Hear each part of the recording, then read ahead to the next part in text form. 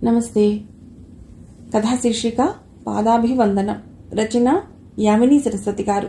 చదువుతున్నది రాధిక. ఇక కథలోకి వెడితే, ప్రతిరోజు సాయంకాలం అయ్యేసరికల్లా మనస్సు అటువైపుగా పరిగెడుతుంది. చేతులు యాంత్రికంగా అలంకరిస్తాయి. మనసులో కలిగే పరవళ్లకి దీటుగా అలంకారం సాగదు.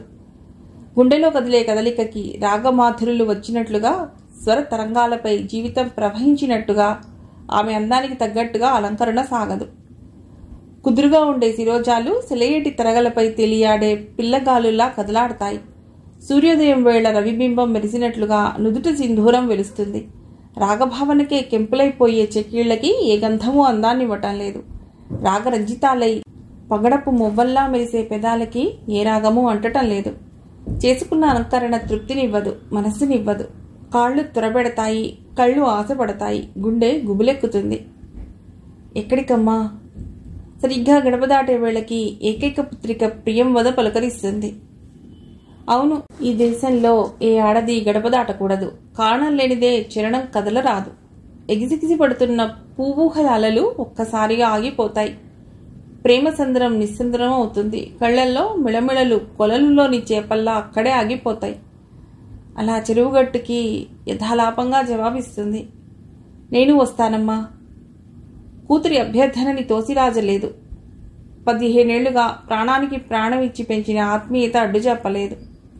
కానీ వెన్నెల రహదారుల్లో బతుకంతా ఒక్క వేడి వెన్నెల పంట అయినట్లుగా చెకోరీలా పయనించబోయే తనకి ఉస్సూరుమంటుంది మనస్సు.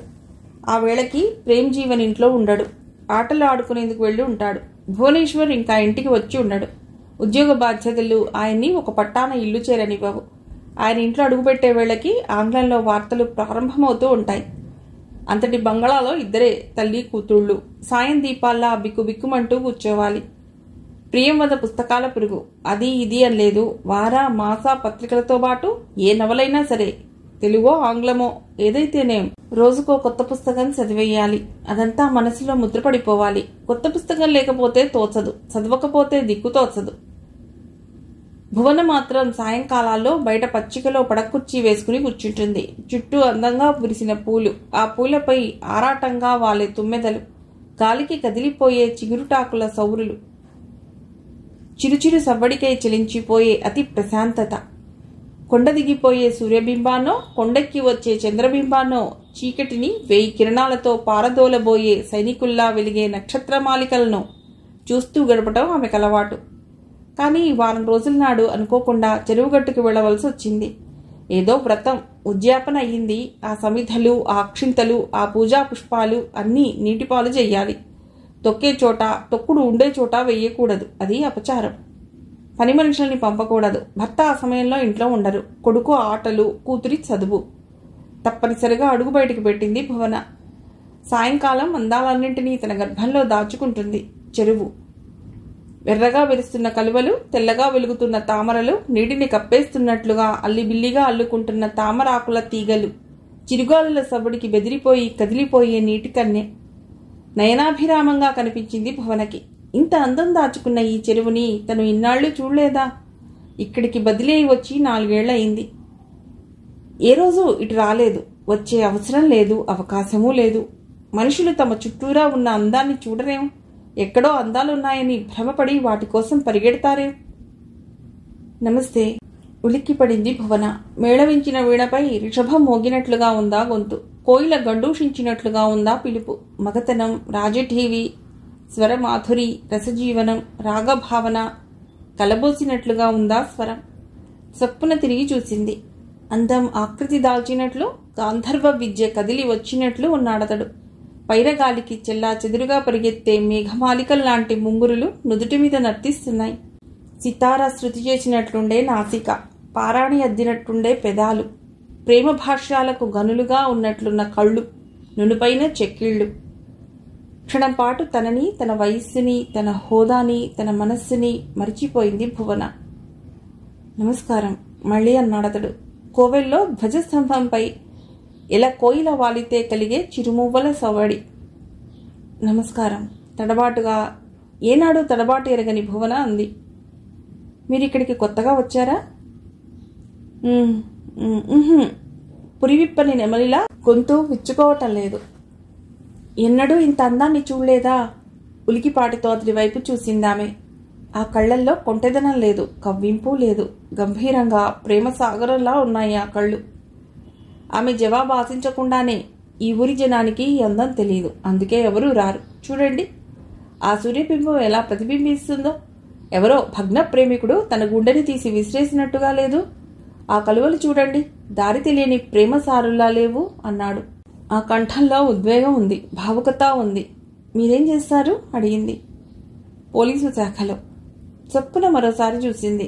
మరుభూమిలో మల్లె తీగల, ఉప్పునీటి బావిలో అమృతపు ఊటల, కాకి గుంపులో కోకిలారవమా? ఆశ్చర్యంగా ఉందా మీకు? నేను అనుకున్నదొకటి, జరిగిందొకటి. కర్తవ్య పాలనకి అయితేనే అనుకుని చేరిపోయాను. అదృష్టవంతులు. ఎందుకు? ఆ గొంతులో కొద్దిగా కుతూహలం. ఉద్యోగానికి మనస్సు అమ్ముకోలేదు. బానిసత్వం బానిసత్వం అంటారు, కానీ మన వాళ్లకి ఇంకా ఈ మానసిక బానిసత్వం పోలేదు. గొడ్లలా చాకరీ చేయటం, డబ్బు సంపాదించటం, దాచుకోవటం, సుఖం అనుకుని సుఖం కాని దాని వెనక పరిగెత్తటం. చప్పున ఆగిపోయింది. క్షమించండి, కొత్తవారైనా రాగరంజిత మనస్కులని భావకులని మాట్లాడాను అంది క్షమాపణగా. చిన్నగా నవ్వేశాడతడు. ముద్దమందారాలు విచ్చుకున్నట్లుగా అతడి పెదాలు విచ్చుకున్నాయి. మీరు? మా వారు చెప్పింది. అరే, ఆయన నాకు తెలుసు. మా ఇంటికి ఎన్నోసార్లు వచ్చారు.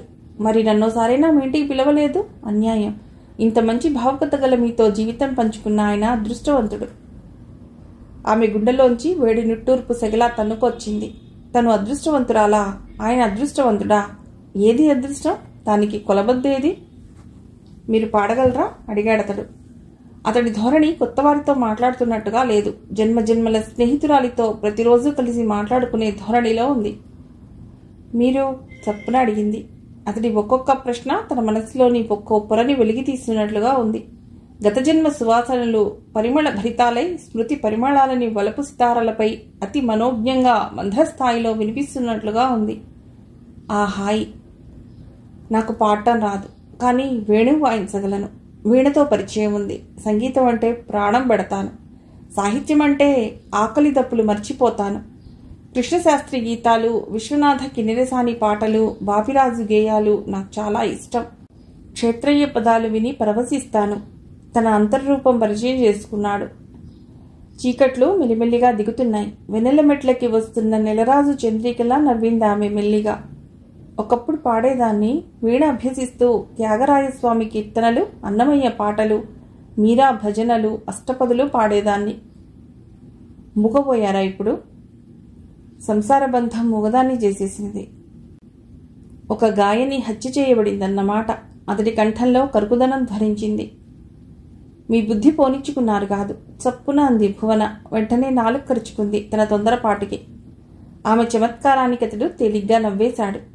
క్షమించండి. పర్వాలేదు. సఖ్యం సాప్తదీపం. మనం కలిసి 7 అడుగులు నడవకపోయినా మన మాటలు 7 ఘడియలు కలిశాయి. స్నేహంలో తప్పులేదు. ఇద్దరూ కొన్ని నిమిషాల సేపు బాహ్య ప్రపంచాన్ని మర్చిపోయినట్లుగా మాట్లాడుకున్నారు. చీకటి పడింది. వెన్నెల వచ్చింది. కంగారు పడింది భువన. సెలవు, ఇంటికెడతాను. నమస్కారం. ఎప్పుడైనా రండి, భువనేశ్వర్తో పాటే. మీ ఇల్లాలు? అతడి గుండెల్లో వియోగ వీచికలు హోరుమన్నాయి. అతడి ముఖం మ్లానమైంది. గొంతు కొన్ని క్షణాలు మూగపోయింది. ఆవిడ లేదు. స్మృతిగా ఒక బాబుని వదిలి వెళ్ళింది. 15 ఏళ్లయింది. బాబు చదువుకుంటున్నాడు. నేను ఒంటరివాణ్ణి. తీపి రాగాలు పలకని ప్రేమ సితార నా జీవితం. అపస్వరాలు పలికే వీణ నా బతుకు. అయ్యో, జాలిగా ప్రేమగా అంది. పోనివ్వండి. భగవంతుడు అందరికీ సుఖాన్ని సంతోషాన్ని పంచి ఇవ్వడు. కొందరి సొత్తుగా భోగభాగ్యాలనిస్తూ మరికొందరికి కష్టాలను పంచి ఇవ్వాలి. నాలాంటి వాళ్ళు లేకపోతే కష్టాలు ఎక్కడికెడతాయి? మనస్సు కరిగిపోయింది ఆమెకు. నీ పేరు? చప్పున తలెత్తి చూసింది. గుండె పలుకు వినిపించేంత తీయటి కంఠం. భువన. భువనమోహిని. అంతా భువనానే అంటారు. నా పేరు రజనీ తిలక్. అంతా తిలక్ అంటారు. 2 జతల కళ్ళు క్షణం పాటు కలుసుకుని విడిపోయాయి. ఆమె తన ఎదమెత్తదనమంతా వెలికి వచ్చినట్లుగా సెలవు, వెళ్ళొస్తాను అంది. నమస్తే అన్నాడు రజనీ తిలక్. భువనమోహిని ఇంటికి మరలింది. ముందుకు నడుస్తున్న ప్రియం వద ఆగింది. తనలో తానే ఆలోచించుకుంటున్న భువన మెల్లిగా నడుస్తోంది. అమ్మా. కూతురు పిలుపుకి ఉలికిపడింది ఆమె. ఆమె మనసులోని ఆలోచనా తరంగాలు విస్తరంగాలయ్యాయి. అంటూ కదిలింది. ఎప్పటిలాగే ఆమె కళ్ళు నిస్పృహతో నిరీహతో వాలిపోయాయి. వారం రోజుల నాడు అకాల వసంతంలాగా కరుణించి కనిపించిన అతడు మళ్ళీ ఈ వారం రోజులుగా కనిపించనే లేదు. ఏదైనా ఉద్యోగ బాధ్యతతో ఎటైనా వెళ్ళాడా, లేక ఊళ్ళోనే ఉండి రావటం లేదా? అంతుబట్టలేదు భువనకి. రోజు నువ్వు వచ్చేది ఇక్కడికేనా అమ్మా? నాకు భలే కోపంగా ఉంది తెలుసా. ఎందుకుట? నువ్వు రోజు వచ్చేది ఇక్కడికే అని చెప్తే నేను వచ్చేదాన్ని. ఎంత అందం, ఏమందం! ఈ గాలి, ఈ పూలు, ఈ నీళ్లు, ఈ గలగలలు, ఈ కదలికలు. ఓహ్, సహజ సుందరం! నీవు, నీ పుస్తకాలు, నీ శరత్, నీ విశ్వనాథ, నీ సులోచన వాళ్ళంతా ఎక్కడికెడతారు? ఇక్కడ కంటితో ఇంత అందాన్ని చదవగలిగినప్పుడు అక్కడి అందాలు తాత్కాలికంగా లేకపోయినా పర్వాలేదు. సూర్యాస్తమయం ఎంత అద్భుతంగా ఉంది అమ్మా! ఏ అరకులోయలోనో, ఏ కన్యాకుమారిలోనో, ఏ భీమిలిలోనో ఎక్కడనో చూడవలసిన అందాలు ఇక్కడ ఈ నంద్యాలలో చూస్తున్నాం. భువన ఏమీ మాట్లాడలేదు. ఆ చెరువు నీళ్లలో కదలాడే చేప కళ్ళల్లాగానే ఆమె కళ్ళు ఆయన కోసం ఎదురు చూస్తున్నాయి. నీవు రావు, నింగి రాదు అన్నట్టుగా ఉంది ఆమెకు. వందనాలు. గండు కోయిల షడ్జమంలో పలికినట్లయింది. ప్రేమనాదం, వేదనాదం జంట సితారుల్లా వినిపించినట్లయింది. ఇద్దరూ చప్పున తిరిగి చూశారు. పాందూరి జరీ అంచు ఖద్దరు ధోవతి, తెల్లటి ఖద్దరు చొక్కా. స్వచ్ఛతకి ప్రతిబింబంలా ఉన్నాడతడు. నుదుట పొడుగుగా ఉండే ముంగరులు సాయం సమయ వీచికలకి అలా అలా కదులుతూ ఉన్నాయి. భువన కళ్ళు నెలరాజును చూసిన కలువమోములా విచ్చుకున్నాయి. అప్రయత్నంగా వందనం అని ఇన్నాళ్లు కనిపించలేదేమిటి అంది. ఆ కంఠంలో స్నేహ వాత్సల్యాలు తొంగి చూసే నిష్ఠూరం, దర్శనానికై వస్తే కనిపించకపోతే కలిగే ఆశాభంగం వినిపించాయి. జవాబుగా నవ్వాడతడు. మా అమ్మాయి ప్రియంవద. నమస్కారం, గౌరవభావం ఒట్టిపడే గొంతుకతో అంది. మీ అమ్మాయా? అతడి కంఠంలో దాచినా దాగని ఆశ్చర్యం. ఆ కళ్లల్లో మీకింత వయసున్న కూతురున్నదా అన్న భావం. ఆమె అందానికి, శరీర లావణ్యానికి, సౌష్ఠవానికి, ఆ సౌష్ఠవాలని కాపాడుకుంటున్న ఆరోగ్యానికి అభివందనం కనిపించాయి ఆ కళ్లల్లో. భువన ఏమీ అనలేదు. నిశ్శబ్దం వీరులా ప్రవహిస్తోంది. మాటలకందని ఆత్మీయత, మనసులకి మాత్రం తెలిసే రాగభావన ఇద్దరి మధ్య ప్రవహిస్తోంది. మా ప్రియ పుస్తకాలు బాగా చదువుతుంది. అవునా అన్నట్టు చూశారాయన. ప్రియంవద మొహంలో సహజమైన సిగ్గు తారట్లాడింది. అది భేషజానికి తెచ్చిపెట్టుకున్న సిగ్గు కాదు. చదవటమే కాదు, బాగా విమర్శిస్తుంది. విశ్వనాథ వారి భావుకత, శరత్ స్త్రీ మనోచిత్రణ, ఎద్దనపూడి మధ్యతరగతి స్త్రీల మనస్సుకి పట్టే అద్దం లాంటి రచనా విధానం, చలం శైలి, లత ధైర్యం ఇలా చెప్తుంది. ఊరుకోమ్మా, అంకుల్ కూడా బాగా చదువుతారమ్మా. మీ వద్ద ఏ పుస్తకాలున్నాయి అంకుల్? ప్రబంధాలు, నవలలు, నాటకాలు, ప్రహసనాలు, Chekhov, Gorky, Maugham Harold, Robbins, Tagore, R K Narayan. Priyamvada కళ్ళు విచ్చుకున్నాయి ఆశ్చర్యానందాలతో. నువ్వు విదేశీ, ముఖ్యంగా ఇంగ్లీష్, రష్యన్ సాహిత్యం చదవాలమ్మా. అలాగేనండి, మా నాన్నగారు చదవరు, అమ్మ మానేశారు. ఎప్పుడూ మౌనం. తను వీణ వాయిస్తారట, నాకు నేర్పమన్నాను. కనీసం వినిపించదే. అవును అంకుల్, ఒక సందేహం. భర్తకిష్టం కాకపోతే దేనైనా వదిలేయాలా? కాపురాన్ని తప్ప తమాషాగా అన్నారాయన. పక్కున నవ్వింది ప్రియంవద. అది వదిలేస్తే భర్తతో పేచీ లేదు. మా నాన్నగారికి సంగీతం గిట్టదు. ఆయన సినిమాలు చూడరు, రికార్డులు వినరు, నాట్యాలు చూడరు, పుస్తకాలు చదవరు. భువనేశ్వర్ అదో తరహా వ్యక్తి. కానీ సిగరెట్స్ విపరీతంగా కాలుస్తాడు, కోపంగా అంది ప్రియంవద. తండ్రిగారు ఆయనకి పరిచయం అని తెలియటంతో ఆ మాట అంది. మా అమ్మ 17 ఏళ్ల కాపురంలో ఆయనతో వాటిని మాన్పించలేకపోయింది. క్లబ్కి వెళ్లకుండా ఆపలేకపోయింది. అవును, ఆ రెండో ఆమె చేయలేదు, ప్రియంవద అంది. ప్రియా, మందలింపుగా అంది భువన. మీరు మా ఇంటికి ఎప్పుడొస్తారు? ప్రియ ప్రశ్నించింది. ఆయన భువన వైపు చూశారు. తలంచుకుందామె. అయితే ఆ ఆరక్షణంలోనే ఆయన ఆమె కళ్లలో భావాన్ని చదివారు. వసంతం కోసం శిశిరంలో తప్పించిన చెట్లలాగా, గ్రీష్మంలో తప్పించిన నదీ కన్యలు వర్షం కోసం ఎదురుతెన్నులు చూసినట్లుగా ఆ కళ్లల్లో ఆర్తి కనిపించింది. ఎప్పుడైనా వస్తాను. రేపొస్తారా? మా అమ్మ పుట్టినరోజు చొప్పున అంది. తప్పకుండా వస్తాను. ఆ గొంతులో ఒక పర్వదినం రోజున పరమేశ్వరి దర్శనం చేసుకోబోయే ఆర్తి కనిపించింది. ప్రియంవద అభిజ్ఞాన శాకుంతలలో శకుంతల మనస్సుని గురించి అడిగింది. చప్పున సంబంధం లేని ప్రశ్న హఠాత్తుగా అడిగింది. రజనికి శకుంతల అంటే ఎంతో అభిమానం. కాళిదాసు మర్మజ్ఞత అంతా వివరించాడతడు. అభిజ్ఞాన విషయం ఏకరువు పెట్టాడు. మీరు గొప్ప భావకులు అంది భువన. చప్పట్లు జరిచింది ప్రియంవద. నువ్వు శకుంతల నెచ్చెలివి గదా, అందుకే ఆనందం నవ్వుతూ అన్నాడతడు. కృష్ణశాస్త్రి గీతాలు చదివారా? పిచ్చి పిల్ల అనుకున్నారాయన. క్షత్రియ సారంగపాణి, కృష్ణశాస్త్రి, సినారే, వేటూరి వీళ్లంతా భ్రష్టయోగులు. సభ్య శృంగారాన్ని భక్తిపరంగా భగవంతుడికి అంకితం చేసిన మహానుభావులు. అన్ని పాటలు వదిలై మనస్సున మల్లెలు మాలలుగా ఊగెనే అనగలిగే మహా ఊహాశాలి శాస్త్రిగారొక్కరే. మీరు గొప్ప విమర్శకులు మెచ్చుకోలుగా అంది. తన మనసులోని భావాలకు ప్రతిబింబాలున్నట్లుగా అతడు మాట్లాడుతూ ఉంటే పరవశించి వింటోంది భువన. వెడదామా, చీకటి పడింది అన్నారాయన. ముగ్గురు లేచారు. మళ్ళీ ఎప్పుడు అన్నట్లుగా చూసింది భువన. సాయం సమయం ఇంట్లో ఎవరూ లేరు. పుట్టినరోజున వచ్చి ఈరోజు వస్తానని చెప్పి వెళ్ళాడు రజని. ఎదురు చూస్తూ కూర్చుంది భువన. సరిగ్గా 6ంటికి వచ్చాడతడు. కళ్ళు స్వాగతం చెప్పాయి. తోటలోనే కూర్చున్నారిద్దరు. ప్రశాంతత భంగపడని ఏకాంతం. మోహిని ఆ గొంతులో యుగ యుగాల ఆర్తి. ఉలిక్కిపడిందామె. తొలినాడే, తొలిచూపులోనే, తొలి పరిచయంలోనే ఈ పరిస్థితి తప్పదని ఊహించిందామె. 33 వయస్సులో ఏనాడు మనస్సు ఎవరి పాదాల ముందు పారేసుకొని ధీర గంభీర హృదయ భగవంతుడి లీలలు విచిత్రమైనవి. ఊహ తెలిసిన నాటి నుండి అలా పిలిపించుకోవాలనే ఆశ. అదెన్నడూ తీరలేదు. ఆ కోరిక తీరకుండానే పోతానేమోననుకునేది. నన్ను క్షమించు. దాదాపు 4 పదుల వయస్సు నాది. అనుభవంలో అనుభూతి రసించి నీరసించిపోయింది. ఆధ్యాత్మ పథాల వైపు పరుగిడే మనస్సు ఈ నెల రోజులుగా రాగభావనలతో నిండిపోతోంది. యవ్వనం తొలిదశకి వెళ్ళిపోతున్నాను. నిన్ను పలుకరించేదానికి ముందు 15-20 రోజులుగా ఎంతో తపన పడ్డాను. తొలిచూపులోనే ప్రేమించాననటం ఒక్క యువకులకే పరిమితం కాదని తెలుసుకున్నాను. మన వయసు ఏమిటి, మన స్థితులేమిటి, సాంఘికంగా మన స్థాయి ఏమిటి? కానీ మోహిని మనస్సు ఇవన్నీ ఆలోచించదు. నీవు నీవు అంటూ కలవరిస్తోంది. నీ సన్నిధి కోసం తప్పిస్తోంది. నీ దర్శనం కోసం ఆరాటపడుతోంది.